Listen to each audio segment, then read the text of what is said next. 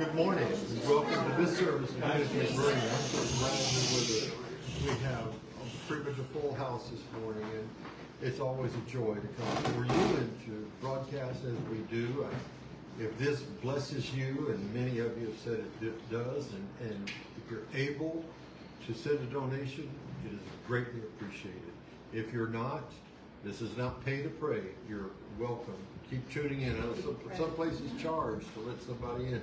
We don't do that. But also, you know, we do need your free will offerings and gifts. So if you would like to, press the PayPal button at the bottom of your page, or you can send your gifts to Unity of Boerne, P.O. Box 1973, Boerne, Texas 78006. That's Unity of Boerne, P.O. Box 1973, Boerne, Texas 78006. It's always my happy privilege and pleasure to have you with us this morning, as everyone that's here as well. So as I say always, come, let's join the family.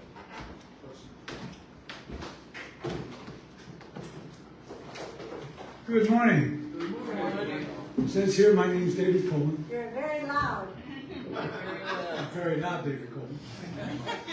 And as we prepare, please turn off your cell phones, put them away. You don't need them. Thom Allen is both our musical person today, and someone else will be taking care of the camera. Ann King will be doing the PowerPoint slide, and Marc Jackson is our usher. And I want to say thank you to Maria and Sherry for taking care of distributing the prayers to our prayer group and Silent Unity each week. I don't think none of them are here today, but that's okay. If this is your first time here, I'm going to embarrass you. Would you please stand up and tell us who you are and where you're from? And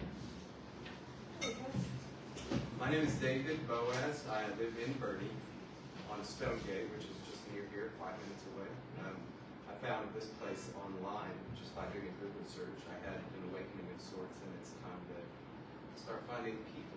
So I'm on a tour. I'm on a spirituality tour, basically, if you will. And so far, this place has been very welcoming, and probably the most welcoming spot I've walked into so far. I see. Yes, young lady. My name's Mary Kay Walraven. I was a resident of Boerne. Now I'm living in San Antonio. My friend Marcella brought me here today. But I have loved God since I sat in the Lutheran church with my grandma at age 2 and 3 and was raised Lutheran. I go to many different churches, trying to find my place in a big city. I just don't feel the comfort. I'm excited about a small church. I feel it's more personable. I always have God around me, I know that. But sharing the fellowship that you do in church gives you a special lift for your week, for your life. That's all I can say. Thank you very much. And now for our announcement. What was your name again? Mary Kay. Mary Kay. Oh. I wish, not really. Where's your pink Cadillac? No, I am named after my great-grandmother, but that was not her. Well, with this being the last Sunday of the month, the jackets of our order and that we have our order of service in, if you would like one, please take it, because we reuse them every Sunday until during the current month, and then we start over. And May and June daily words are in the back, and they are free to take, and please do. Yes. Oh, and by the way, Chris Diaz will be doing the daily word today. We're always collecting dry goods. I noticed it's about half full, and it was very heavy when I pushed it outside the door, so let's fill it up. It's empty right now. I loaded it all. No, it's not. What? Oh, there's more? Okay. There you go. And please join us after lunch, or for lunch, after the service at Bella Sera.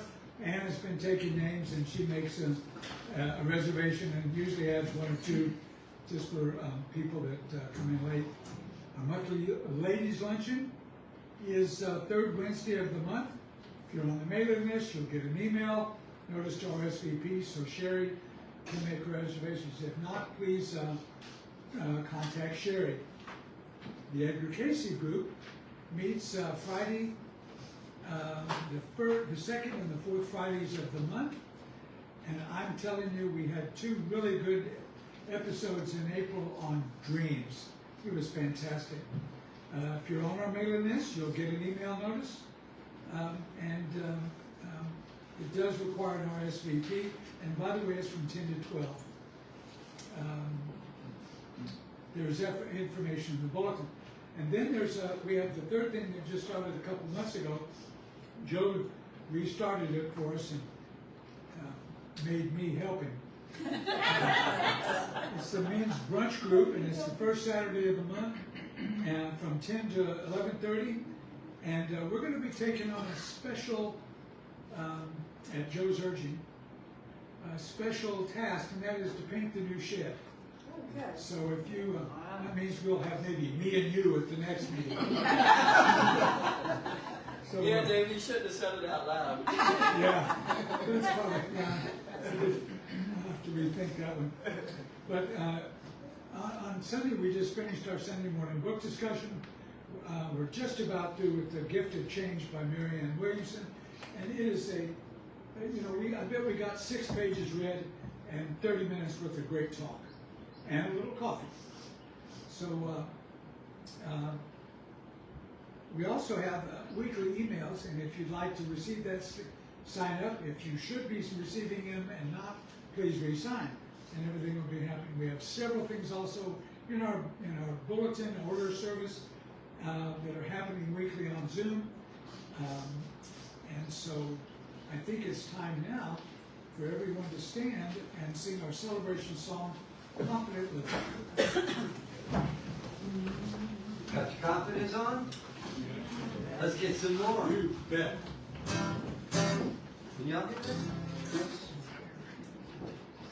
Can you hear us back and Yeah, back? we can just follow. We hear it. Tom, it doesn't need to be any louder. It's great. Well, I just need to hear it in the speaker back. All right. Confidence? Come.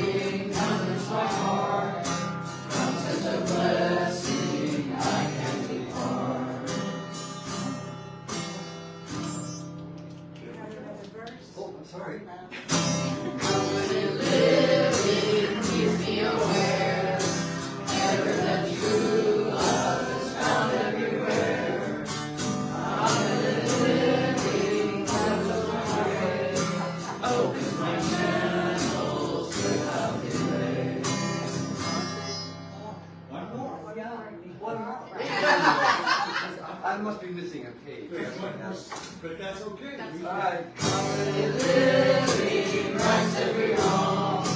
Thy heavenly power helps me be strong. Confident living comforts my heart. From such a blessing I can't depart. From such a blessing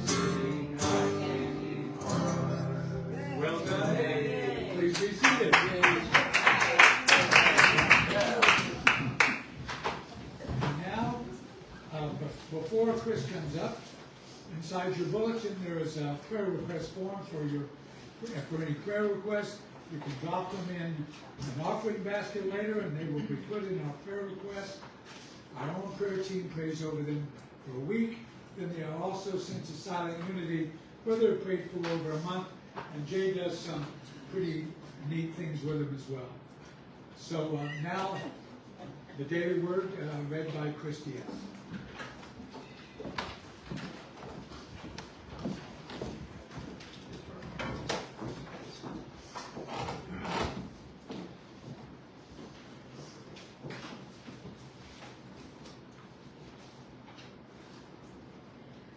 As we quietly and gently prepare for the reading of the daily word, we remember that we are in spirit with millions of daily word readers and churches throughout the world.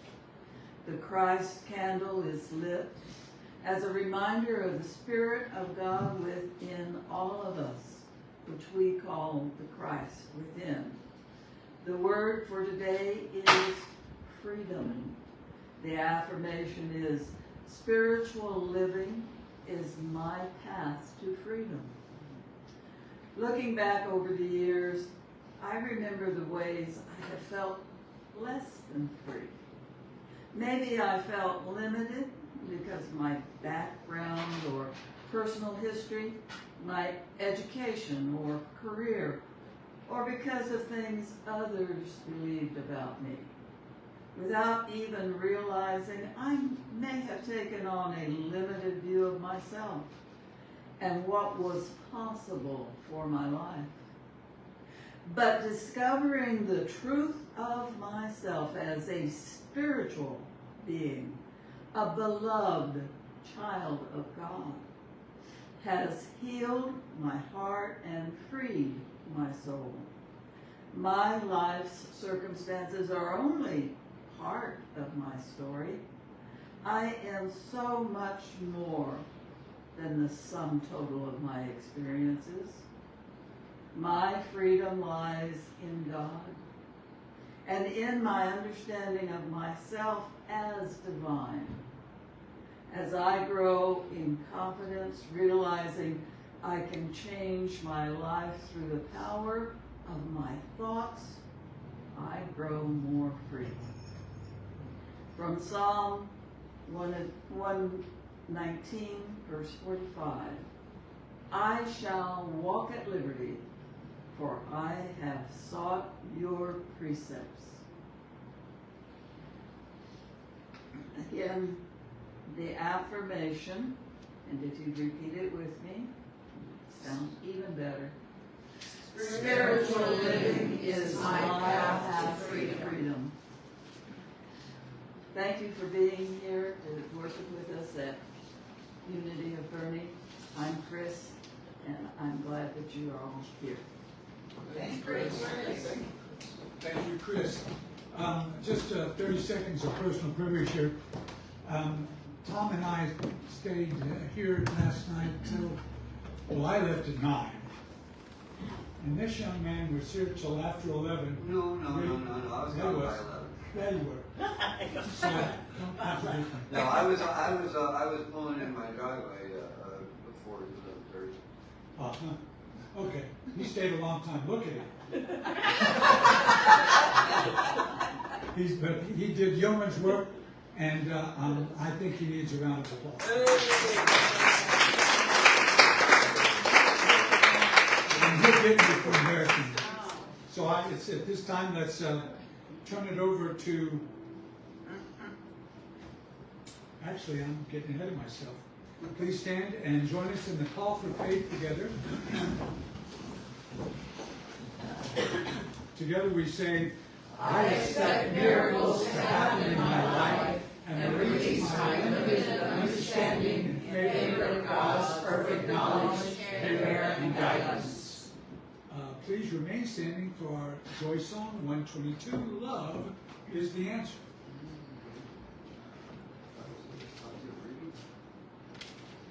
Yeah, what about the responsive reading?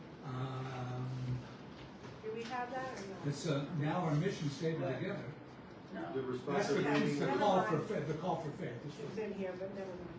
it was only for Easter. Oh, okay. Okay, so it just got stayed on for a while. So this is a short one. You want to do it twice? We'll be done in 1 minute. Love, love, love is the answer. Love is the answer. Love is the way. Love, love, love is the answer. Love is the answer. Love is the way. Joy, joy, joy is the answer. Joy is the answer. Joy is the way. Joy, joy, joy is the answer. Joy is the answer. Joy is the way. Love, love, love is the answer. Love is the answer. Love is the way. Love, love, love is the answer. Love is the answer. Love is the way.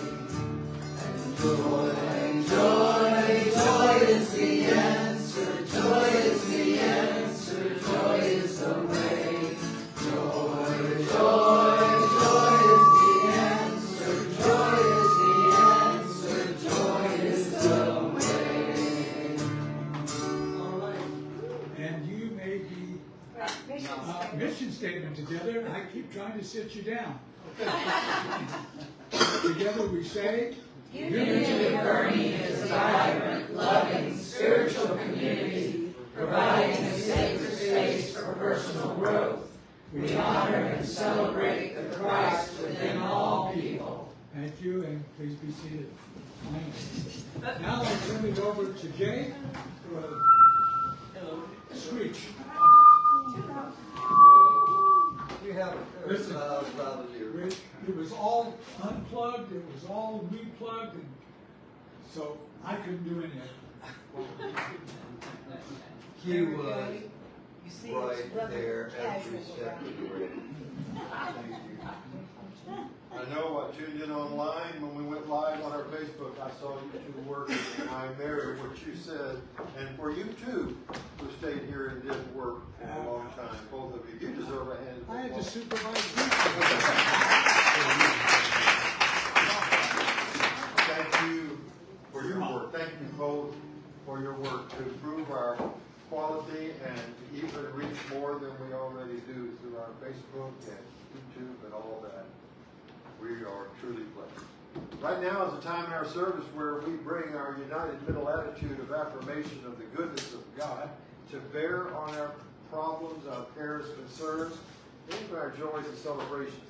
If you have a concern that you'd like to share and put in the prayer box, I would invite you to look in your bulletin right now and pull out the little square piece of paper that has a prayer request written on it, and you can write down what you would like, and I'm going to clear up a little bit about what David said, the weird things I do with it.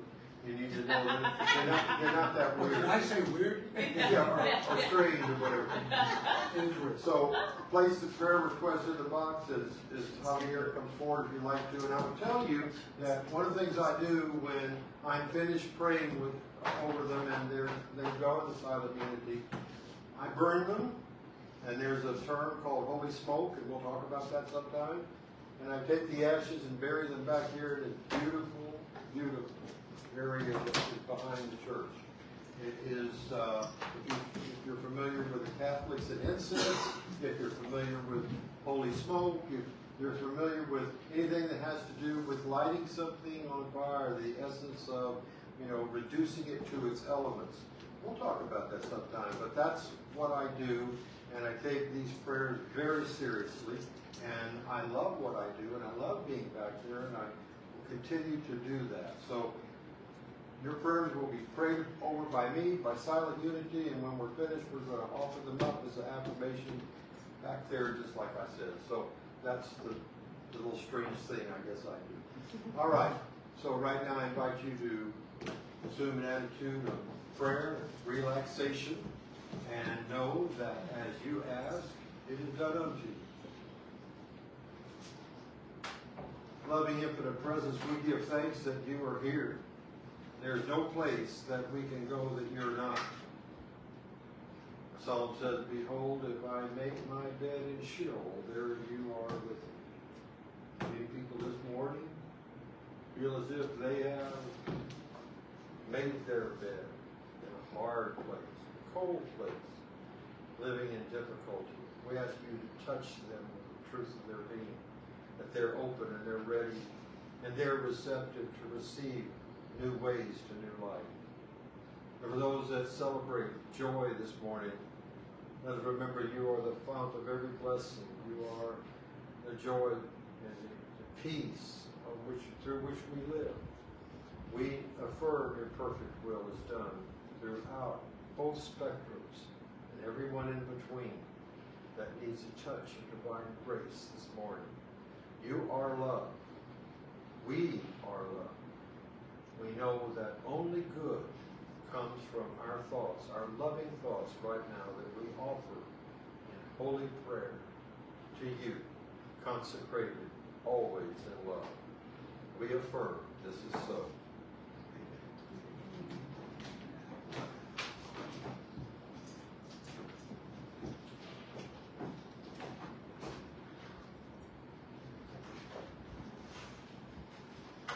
You know, I played the song once before, and it's a rather interesting one. I wanted to get it in before the Easter season was over. It's a very special tune in a lot of ways, but now the green blade riseth, and you'll hear it and you'll say, oh my gosh, that's a really old song. And you'd be right, it's almost 100 years old. Written in 1928 by a fellow named John McLeod Campbell Crumb, presumably a Scot by DNA, but he was an Anglican priest in England, a writer, and he served as the canon of Canterbury. The hymn is based on a traditional French carol called Noël Nouvelette. Noel meaning Christmas, okay? So this kind of ties Christmas to Easter, and the whole story kind of appears in that. So, but the French carol was actually already going and being sung in Renaissance style in France in the late 1400s, actually. So, considered a classic, it's loved because it compares how grass returns. The green blade of grass returns each spring after a period of dormancy or death, if you will, and likens that to the manner in which Jesus was born and died.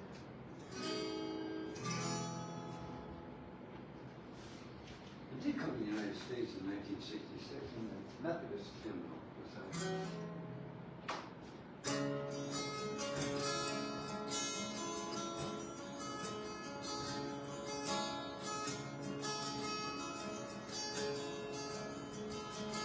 Now the green blade rises from the buried grain. We fed in dark earth many days had lain. Love lives again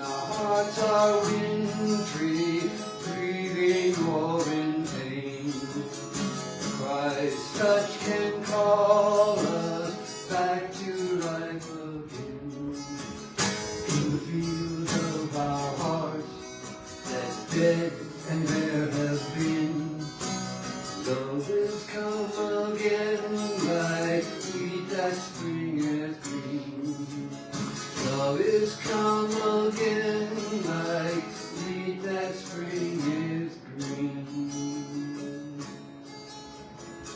Love is come again like wheat that spring is green.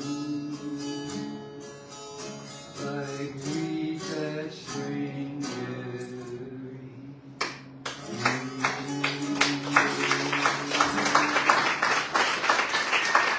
God rescue all humanity, let nothing you dismay. Remember Christ within is born anew each day.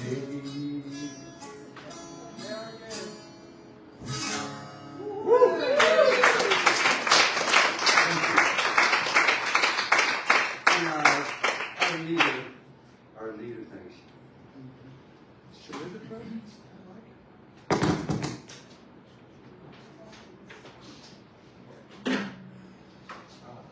I'll do that under the guitar still. Good, love.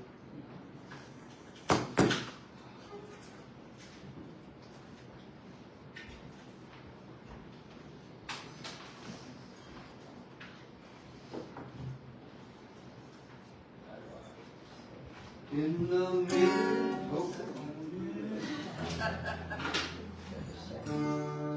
in the midst of his children, the Lord said that he would be.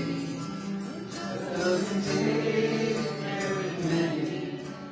He can lead us to our free, and I feel like sweet spirit. I've felt all times before. Surely I can say I've been with the Lord. Surely the presence of the Lord is in this place. I can feel His mighty power and His grace. I can hear the rush of angels wings. I see glory on each face. Surely the presence of the Lord is in this place. Surely the presence of the Lord is in this place. I can feel His mighty power and His grace. I can hear the rush of angels wings. I see glory on each face. Surely the presence of the Lord is in this place.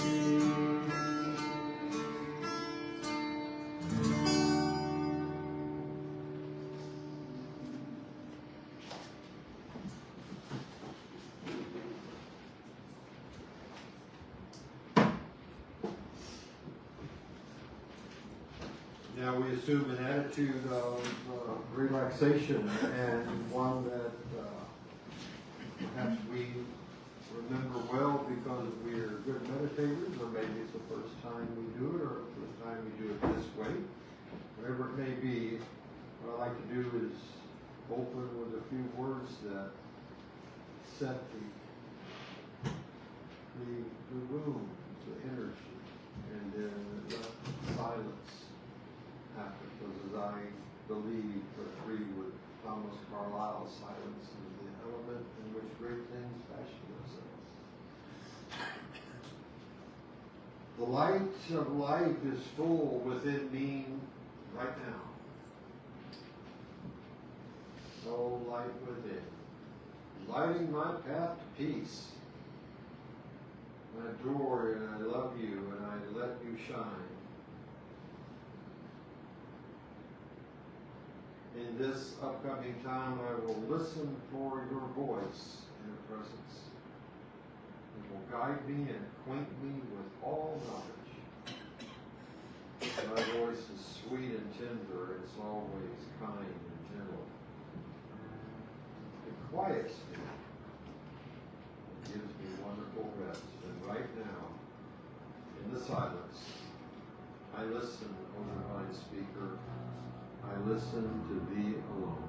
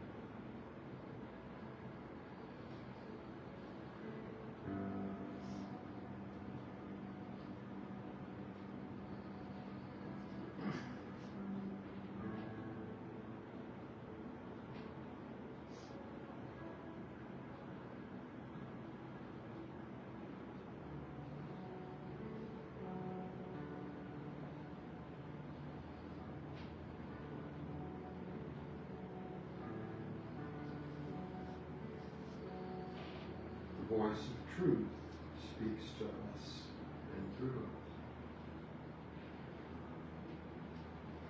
The voice of truth cannot hear, but always speaks to me from on high. Nothing enters but this voice. It is the voice of God. God speaks to me now. So,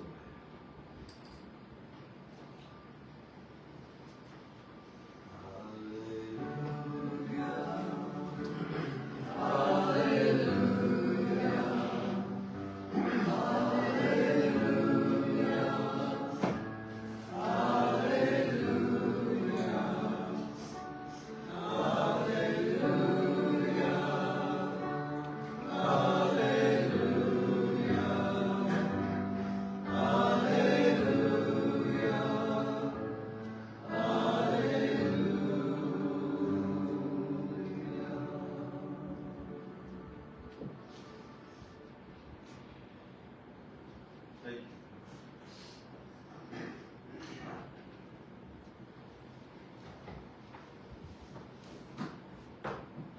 And good morning again. Can you all hear me in the back? I entitled this message this morning, Miracles, of course. And if those of you, some of you may know a little play on words I do. This is really going to be about A Course in Miracles.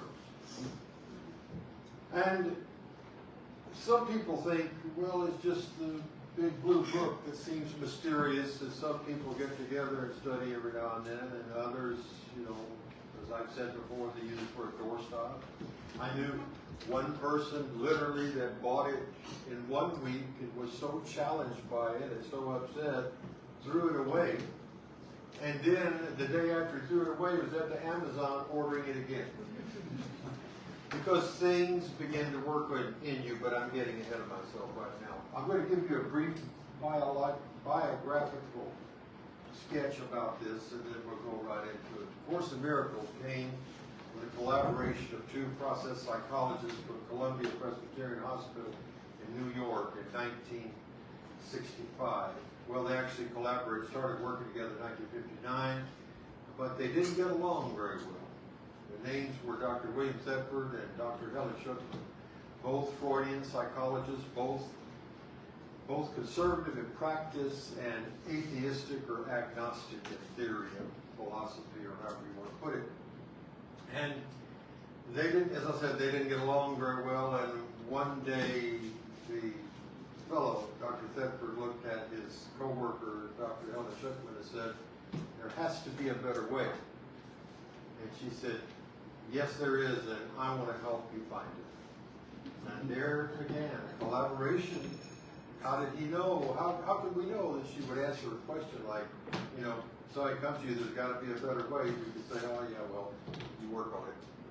She met that phrase with, yes, there is, and I'll help you find it. Right there, two people coming together that had been at odds with one another is a form of a miracle in itself. However, shortly after that, this conservative, agnostic, at least an atheist probably, clinical psychologist began to hear words coming to her that said, this is A Course in Miracles. Please take notes. She thought she was losing her mind. She began to write and then went to the fellow that she said, met and said there has to be a better way. She said, these words are coming through me. This is A Course in Miracles. Please take notes. And guess what?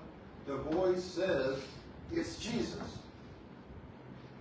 And both of them, well, one of them was of the Jewish persuasion, and one of them had been raised with a little bit of Christian Science, a little bit of this, a little of that. I mean, not anything that you could call, dedicated spirituality. And the answer that the doctor had to her, to the other doctor, was, well, I don't think you're going crazy, but why don't you keep writing it down and see what happens? So she began. 1965, and it stretched all the way to 1972. Steno pads piled high with the words that said, this is Jesus. Think of it. Take notes on this Course in Miracles. 72, she said, I'm finished. I'm done with this. I feel like I've given birth. It's been very difficult. And every word is true, and I don't believe any of it. That's how she felt at that time. The voice wasn't finished yet. There was a pamphlet on prayer, and there was a supplement on psychotherapy. And as you can see, it's a pretty thick book. And the newer ones consist of the practice of psychotherapy and prayer. I was touched by this, and I'm going to tell you a little about that this morning. I gave you the brief background of it, and now I'm going to tell you what I call the good stuff. After 1972, really the rest is history. It was edited, and it was mimeographed, and it was put out through a group of other psychologists. One of them you may know, Dr. Jerry Jampolsky, who wrote Love is Letting Go of Fear, and Marianne Williamson, who wrote A Return to Love. She discovered that in Houston later in the 70s. And we could drop the big names, but what I want to drop today are the big ideas. You see, I have been familiar with this ever since my mentor did this. Jack Boland's interpretation of A Course in Miracles that I listen to this day. As a matter of fact, I think one of these tapes is missing because it's on my player. I still have a cassette there, and I still listen to it as often as I can. Why? Because I'm training my mind all the time to see peace and love. We can claim it, and that's a wonderful thing to do, but to live it means an investment. It means that you love something with all your heart. This well-loved book's got duct tape on it, it's falling apart. But I can't let it go because this was where I learned. This was the things that I just can't let it go. Even if it falls apart, I'm going to put it somewhere and I'll get another one. Hope is hope. Let me tell you the general idea. Dr. Shupman said, she said that Jesus said, there are two emotions, love and fear. And we're always operating from one or another. Everything that we see outside of us is either love or a call for love. When we see somebody acting in a perverse, upsetting, angry, even evil way, what do we see but an oppressed spirit that has chosen the smallness, the constriction, and the ugliness of the human thought system called the ego. And what is the application of love in that situation? But to see it differently, to realize that this person is under an illusion or delusion about who and what they are. One of the things we have to do when we see people that we want to help, we have to go where they are. We can do all of our lofty spiritual talking and I could cite chapter and verse of this book and say, follow this, do that, but I have to meet people where they are. And the truth always reaches people where they are. Not on some predetermined idea that I have that they must be this way before they can receive what I have to say. But again, I'm getting a little ahead. Understanding that love and fear are the two main drivers of our human experience. Then I ask you this morning, what are you involved with, and what are you evolving to from that, and what do you want your life to be with that? Involvement, evolvement, and going forward. And how does this big blue book have anything to do with it? Because if you form your spirituality, your ideas on the basis of anything but love and forgiveness, you're building your spiritual house on sand. The world is going to come and wash it away.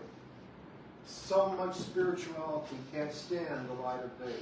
The spirituality of separation that has been taught so long in the church cannot stand the light of day, and many people are walking away from it right now. And then others are running to something, to what I call a political meeting, and haloing it. And saying, God is on our side, and this is what He wants for the world, and we're there. But traditional church losing members because people understand ultimately that separation and dividing people is a cynical multiplication that never has worked and it never will work. Oh, if I could say anything this morning to any pastors that happen to any fellow ministers that I could speak to, it would be, please don't divide the folks that you see because they're already divided inside. Do you think more fire is going to help put out a fire? More judgment, more anger, more volatility, more hatred in the name of God. And not only that, the threat of a God that's ready to drop you into a pit of fire forever. Do you think that's going to build a better world? The course is not about building a better world. It's about building a better world inside you. And when that happens, the outside takes care of itself. Everything has its precedent in thought. Even the thought that I'm right. Even the thought that any strict, full of righteous rectitude, any minister who points his finger at he or she says, you're wrong, you're sinful, even that begins as a thought of violence that was done by their own ego to themselves. What else would lack of love be? We all know what love feels like. We all know, I really believe we know when we're acting from our lower self. And all throughout New Thought, we're enjoined to raise up to that higher self. The self that knows, listen to this, that knows that it is in calm command. You see, pain happens where preferences meet facts. Pain occurs where preferences meet facts. So many of the time we are throwing our preferences, we are projecting, we just almost vomit them out to people. And then we say, well, see, I'm right, you're wrong, otherwise you wouldn't be going through what you're going through. Is that helpful? No. So that I can feel so good. Well, let me tell you something. I can quote lesson 138. Why don't you go read it yourself and then we'll get together and talk about it? No! I'm living lesson 138. I'm going to go where they're hurting.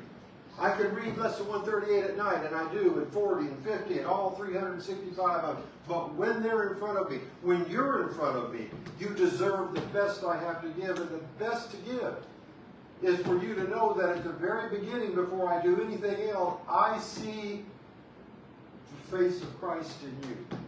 And I love that. And therefore, I love you. And I want to be truly helpful. That's the name of a lesson in here. I seek to be truly helpful. And sometimes that's not going to go with what my ego thinks is helpful. What is new thought if it isn't seeing old problems in a new way? Back in Jesus' day, think about it. Think about the rabbinical law. Think about the strict way they saw things. Think about the woman caught in adultery about to get stoned. And Jesus, being the master who saw the face of God in everybody he came across, looked at that woman, looked at those men who were about to throw the stones for her being caught in the adultery, and say, he who is without sin, let him cast the first stone. And those people, those men, dropped the stone one after another and walked away. And Jesus said, woman, where are your accusers? She said, I don't see him. He said, neither do I accuse thee. Don't sin no more. Which is a way of saying, I love you back into hell. Nothing was ever held against you in the first place. The human ego does that. God doesn't. Thank God, God does not do that. We've been taught that there's a God that keeps a great, big, long ledger list of everything we've ever thought. I'm telling you, that's a rough thing for a teenage boy to wrap his head around. I had some thoughts. I think we all have been there. We're all human. And I wasn't taught that kind of theology, but it was prevalent. It was there. The Course in Miracles came just like a hot knife through the cold butter of judgment and said, here, let me show you. Slice through it. Love is the answer to every question we'll ever have. I absolutely adore our principles.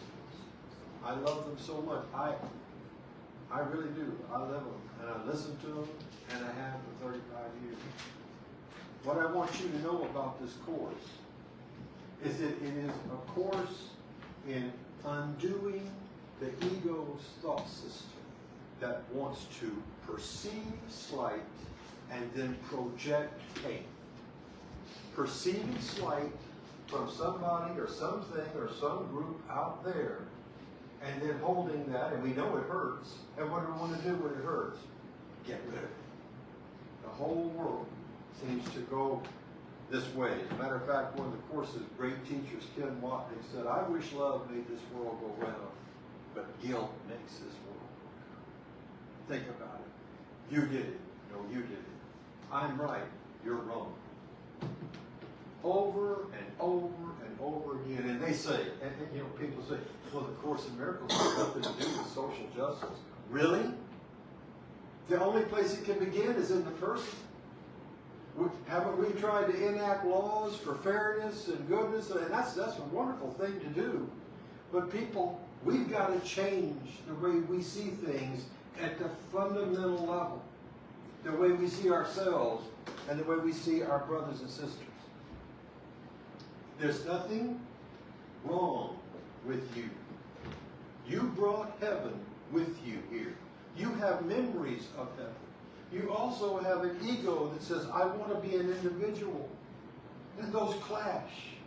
And when we realize that the very nature of this world is illusory, it's here now and it's gone later. But when we live from the idea that we've changed our very minds, our very ideas, the choice in favor of seeing love where there doesn't seem to be that. Think about this. The Course says the most holy place in the whole world it is a place where an ancient hate has been turned into a present love. We know down deep that peace is right.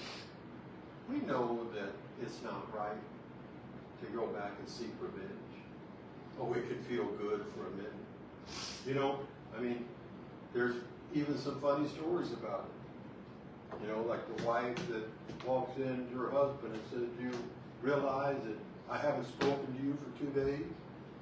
And he says, yes. She says, what do you have to say for yourself? He said, can I have 2 days more? That's what passes for relationships sometimes. Talk about passive aggression. Some people really feel that. We laugh about it, but some folks really feel that, whether they're husbands or wives. Because we hold that hurt instead of processing it. And how do you process it? What does this big blue book talk about in processing hurt? You know what it says? It was never anything except a slight to your ego. And if you give it to the Holy Spirit and say, Jesus, God, higher self, higher power, help me see this in another way, you'll get your prayer answered. But if you want to hold a grievance, if you want to hold it, especially if you want to hold it for later to whip it out because you think it's a good idea, it's like collecting a devil's toolbox. You get all these things and all these slights that you think, I'm going to remember that. I'll smile now, but I'll remember that. And then when something happens later on, you whip that thing out and say, I'm glad I held on to that. I showed them. Did you? Or did you show yourself? You showed yourself for what you were, which was a person who needs to collect grievances. A person that needs, get this, the ego, a person that needs to be right. And this course asks you, would you rather be right or would you rather be happy? Can you give up the judgment of yourself and other people that's negative? Can you give that up and see people in the world through the Christ vision? And what was that? Forgiveness. All throughout the New Testament. Always forgiveness. Over and over and over again. But see, we want to make a self. As a matter of fact, I love to quote H.L. Mencken, who said that the biggest problem in the world is people that want to feel important. Those that go out and say, I'm the one, I'm the right one, and follow me, and I've got the only truth. That causes separation right away. But if we look together with the eyes of love, we can even see a person that does that as it fundamentally fearful.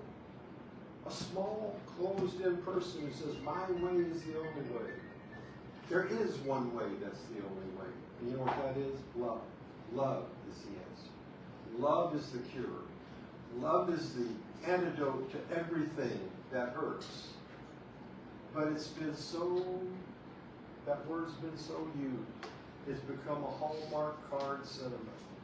We talk about love. We think about, some people think about the hippies in the 60s, or think about, you know, like I said, the cards in the store. All the, think about what love really means to you. You know what love means to me? I'll tell you. Not only that I cherish something, but I understand the motivations of the person in front of me through what I'm able to know. To be understood is a great gift.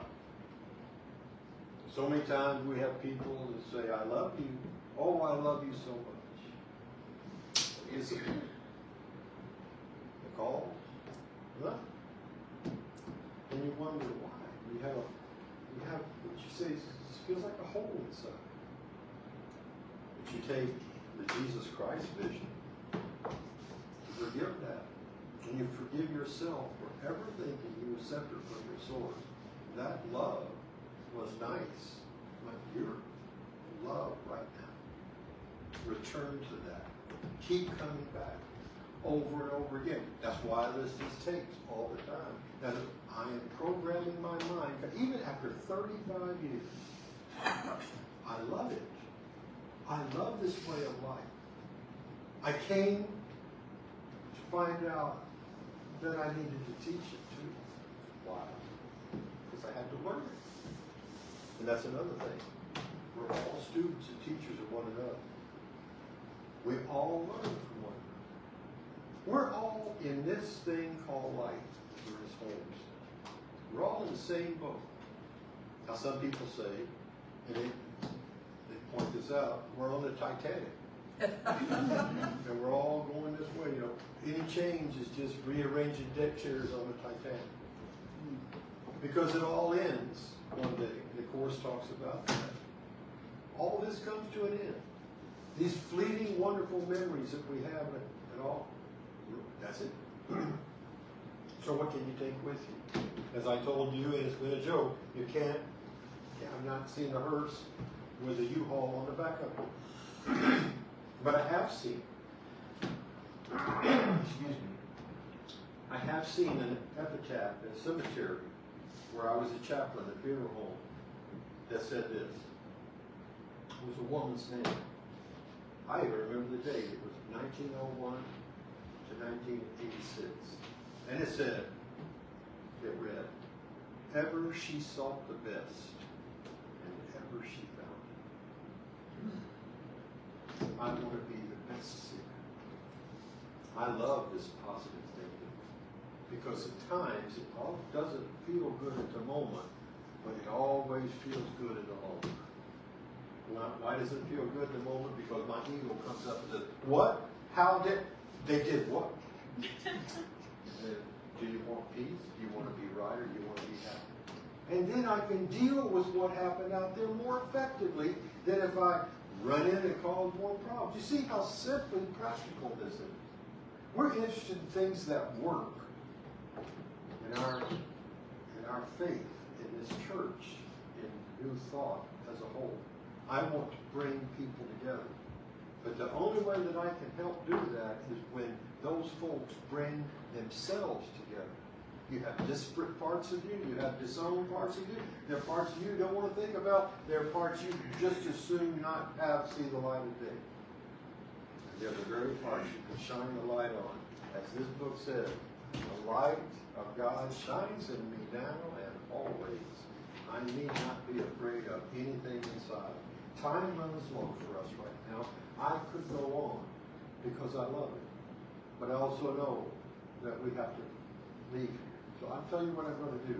I'm going to do Miracles, of course, part 2, I think, because I've already sent the titles for May. I think I'll do it in June. This is really important, and I don't feel I've scratched the surface. I rehearsed these talks, as you know, on Thursday, and mine was filled with a little more today. I hope you understand right now, and I'll leave you with this until next we meet.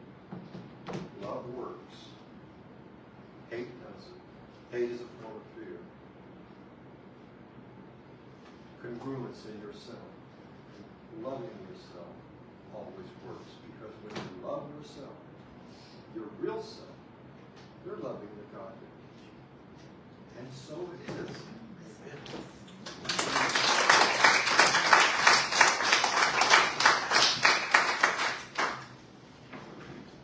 And now we come to the point of our service where we're privileged to give back part of what we receive. And we know that as we give it back. So I ask you to give the best gift of which you're able, and I've already said to you folks online, please give. As you can see, we've got it Spirit now, Go in Spirit on Facebook. We have our Course in Miracles group on Wednesday night, our book study on Monday night, Pathlighters on Thursday. We really took it, and I hope you're a part of it. Thank you.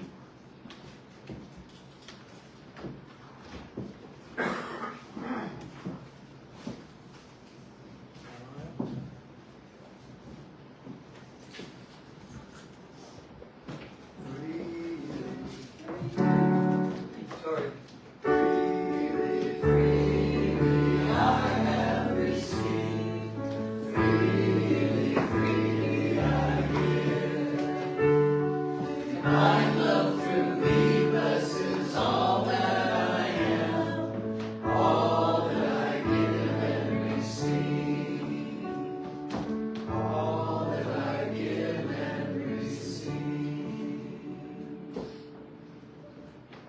Together in one accord with grateful hearts, we say, Divine love through me blesses and multiplies all that I am, all that I have, all that I give, and all that I receive, and I send it forth with my blessings and my love. So it is.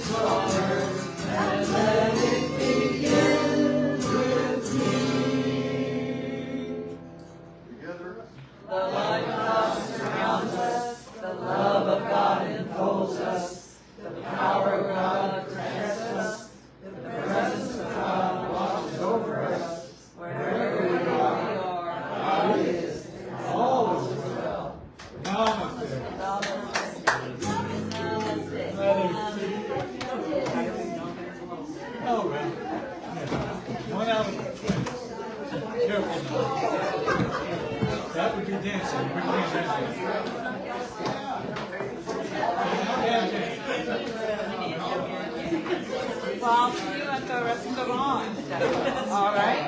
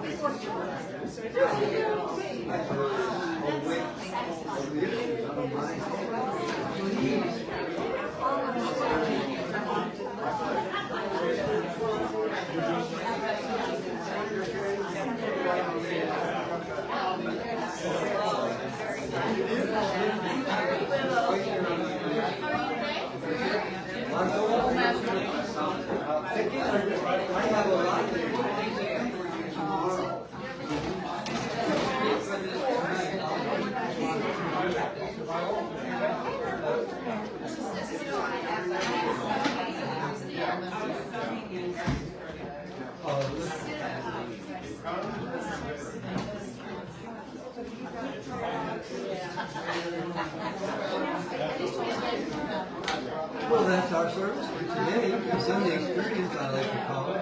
And you're welcome to come and spend time in here with us because if you think it feels good just listening to that message, I'm going to tell you the truth of the matter is people in here feel it more deeply than they expect they could. And if that's something you'd like to experience, come and join us. But until then, have a most fulfilling week and a great life. We appreciate you for joining us today. Thanks again for that. From all of us here at Unity University.